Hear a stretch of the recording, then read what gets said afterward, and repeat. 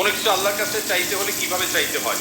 অনেকেই আছে নির্দিষ্ট করে নাম উল্লেখ করে কিছু চায়, যেমন আল্লাহ আমাকে এই চাকরিটাই দেন, আমাকে ওই মেয়েটার সাথেই বিয়ে দিয়ে দেন, বা আমাকে ওই বিশ্ববিদ্যালয়ে চান্স পাইয়ে দেন। আমার প্রশ্ন হলো, কিছু চাওয়ার সঠিক পদ্ধতি? দেখেন, এটা ভুল পদ্ধতি। আপনি আল্লাহর কাছে আপনার চাওয়াকে এতটা ফিক্স করে দিবেন না। নবী করিম সাল্লাল্লাহু আলাইহি সাল্লাম দোয়া শিক্ষা দিয়েছেন সাহাবীদেরকে, আল্লাহুম্মা ইন্নী আসআলুকাল আফিয়াতা ফিদ দুনিয়া ওয়াল আখিরাহ। মানে কি?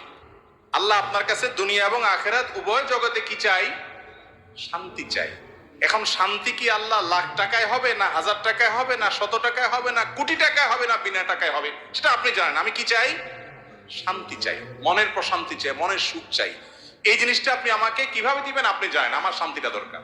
আমার শান্তির জন্য যদি কোটি টাকা দরকার হয় তো কোটি টাকা দেন। কি লাগবে সেটা আপনি জানেন, কিন্তু আমি কি চাই? শান্তি চাই। এই যে ফাইনাল গোড়ার জায়গায় হাত দেওয়া, এটা হলো বুদ্ধিমানের কাজ। আর কোরআনেও আল্লাহ তাআলা শিক্ষা দিয়েছেন, আল্লাযীনা ইয়াকুলুনা রাব্বানা আতিনা ফিদ দুনিয়া হাসানা